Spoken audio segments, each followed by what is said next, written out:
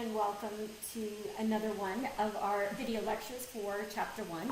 In this lecture, we're going to discuss the conceptual framework, or as we call it, the Constitution of Accounting. And basically, the conceptual framework is pretty much the foundation for which we have our accounting standards that we know as GAAP, Generally Accepted Accounting Principles. So they guide us into the events, how we're going to measure them, how we summarize and communicate them, and this is all provided through SFACs, the Statement of Financial Accounting Concepts. So these SFACs, which are part of GAAP, which is part of created by FASB, Financial Accounting Standards Board, gives us this conceptual framework. And what it tells us is basically what you see here, that we have to have objectives. There are qualitative characteristics and constraints, tells us how to define the elements of the financial statement, and recognition and measurement, and this has definitely been updated with FASB, and we will see that in Chapter 5 when we discuss revenue recognition. So our qualitative characteristics and constraints is also another area that we'll discuss. So when we're talking about qualitative characteristics, basically financial information has to have decision usefulness. And what decision usefulness basically boils down into is relevance and financial representation. So the relevance, it has to be predictive in value. It has to tell us if it's materiality. We have to be able to confirm that value. Then faithful representation is basically we are putting everything in the financial statements that we need to, completeness. We have to do it neutral with no bias and free from error, similar to what we learned with the audit, that it was free of material misstatement. So then this decision usefulness hierarchy comes in, that we are able to have compatibility and consistency, and this is where we tried to do it with the IASB, the International Accounting Standards Board, and FASB, Financial Accounting Standards Board, and so we tried to get that consistency with one global set of financial accounting standards. This qualitative characteristic deals with the consistency among institutions and organizations. So Apple and Samsung report assets in the same way, for example. The information reported has to have verifiability, be timely, and understandable by a reasonable person. And remember that we said financial accounting was an external user type of report, creditors and investors being the main parties. But all of this has to take place. The benefits have to exceed the cost of doing all of this financial reporting.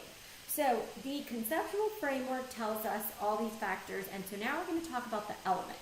The elements of the financial statements are assets, liabilities, equities, investors and distributions to owner, comprehensive income, revenues, expenses, gains, and losses. So we know that assets equal liabilities plus owner's equity, and we know that that is on our balance sheet. And then this is our equity section, and we'll talk about other comprehensive income in intermediate accounting too. But these would be basically our statement of retained earnings, which we said has beginning balance plus our net income minus our dividends equals our ending balance. Displayed in a T account format, which we will talk about more later, you will see stockholders' equity, beginning balance, it has a credit balance, net income is added, dividends are an expense, and then our ending balance. So that is in a T account format. Revenues minus expenses equals net income. Revenues plus gains and minus expenses and losses equal net income. And then basically we would do that revenue and gains minus expenses and losses equals your net income. And this is basically on our income statement. So this is a great way of taking our statement of financial accounting concepts and then discussing the elements of the financial statements and tying each element to the financial statements. So what the SFAC, Statement of Financial Accounting Concepts, tells us is the definition for all of these. So there are assumptions, and this is critical for you to know, especially for your exam. So we have the economic entity assumption, that basically we will be able to identify and presume the events of one particular entity. The going concern assumption tells us that the operation will, hopefully the business will operate indefinitely. We did talk about auditing earlier, and so there's also a going concern opinion that an auditor will issue if it does not believe that the that the company will continue to be in existence for over a year. And basically, we also mentioned with Sarbanes-Oxley some of these scandals, and Enron and WorldCom were some of those, and the auditors in that case, Arthur Andersen, was scrutinized for not issuing a going concern opinion. Then we have the assumption of the period, that it can be divided into artificial time periods, mostly months or quarters. I did tell you that the SEC has the 10K and the 10Q as part of their